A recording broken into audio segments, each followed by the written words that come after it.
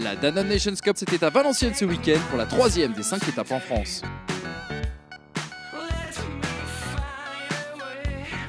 Parce qu'il faut croire en ses rêves, 38 équipes U12 étaient réunies au centre d'entraînement du Valenciennes FC pour 2 tickets pour la finale nationale à Marseille. Près de 400 enfants qui rêvent de représenter la France au Brésil à l'automne prochain. Bonjour à tous, aujourd'hui nous sommes à Valenciennes pour la 3e étape qualificative pour la phase finale qui aura lieu à Marseille au Vélodrome le 11 mai. J'ai vu de très belles équipes, ça va être très serré. Bonne chance à tous. Serré et spectaculaire, voilà comment résumer cette étape nordiste des plus disputées. Parmi les favoris, le RC Lens, champion du monde à Wembley l'an dernier, et si les jeunes pousses sang et or faisaient aussi bien que leurs aînés. Premier match et première victoire pour les Lensois opposés au SO Guénin. Un match géré de bout en bout, le RCL a réussi à mettre le pied sur le ballon et maîtriser aussi bien techniquement que tactiquement leur adversaire. Score final 2-0, un échauffement pour ceux que tout le monde attend. On aurait pu en mettre un 3e, mais bon, c'est souvent le premier match qui est un peu compliqué, mais on a su y arriver et ça fait du bien.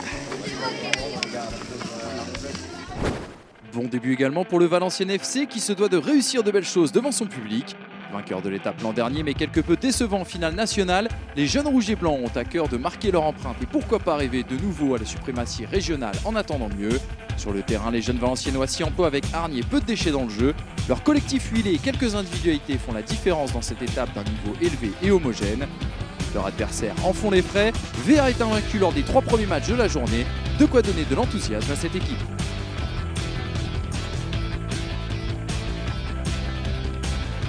Belle tête. Elle est belle là.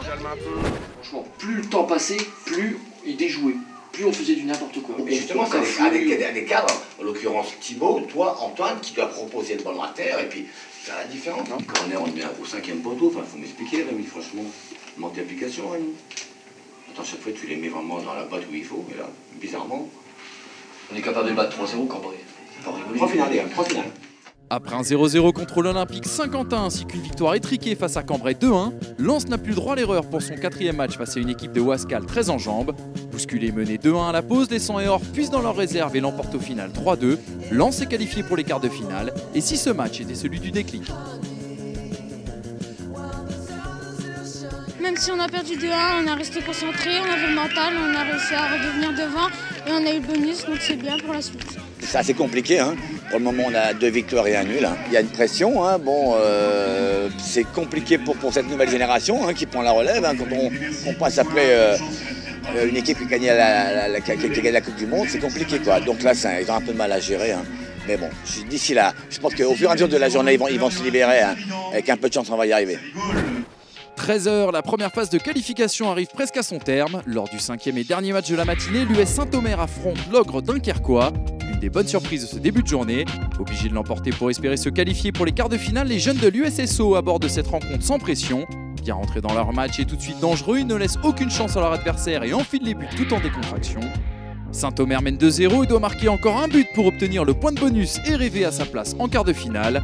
Mais alors que l'on pense que le plus dur est fait, l'USL Dunkerque réduit le score en toute fin de rencontre. De quoi faire craindre le pire à l'éducateur des Audomarois. Saint-Omer remporte ce match mais devra patienter pour savoir si oui ou non l'aventure continue. Il fallait le gagner à tout prix ce match parce que si on ne gagnait pas, on pouvait pas être dans les 8 premiers. Donc, Difficile pour le coach de Saint-Omer d'annoncer la nouvelle à ses joueurs. Ils devront suivre la suite du tournoi depuis le bord de terrain. Qui va tirer les gars? Allez, faut pas se dégonfler, les gars. Faut pas se dégonfler normalement. Les gars, moi à Londres, il y avait 3 mecs qui sont levés comme des hommes les gars.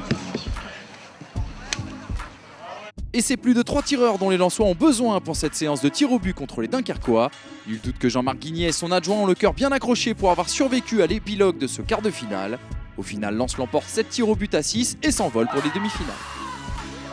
On va y arriver les gars. Comment passer? Alors passer, on a galéré comme ça. On a galéré de la même façon. À l'arrivée, on t'a mis 3e ici, 1er à Marseille et 1er à Londres les gars. On va y arriver les gars. Allez à nous les gars, ok?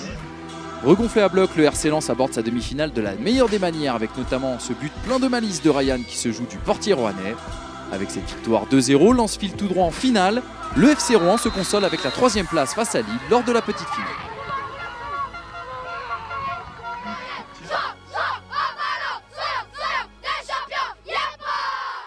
« 16h30, l'heure de la finale, c'est les retrouvailles entre Lens et Wascal. Rappelez-vous, les 100 et or l'avaient emporté 3-2 lors des matchs de qualification.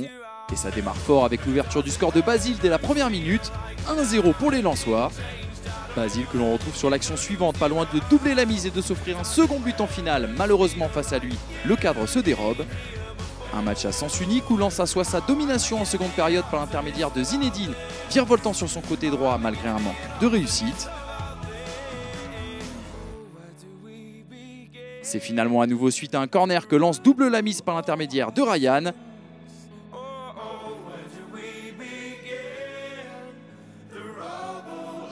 En fin de match, les Wascaliens auront bien l'occasion de réduire le score, mais les Verts n'y sont plus.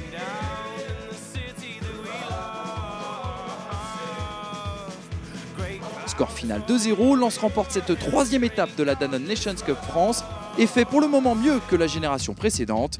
Wascal se console avec une qualification pour la finale nationale à Marseille. En attendant, on vous donne rendez-vous le week-end prochain au Stade Bauer pour l'étape francilienne.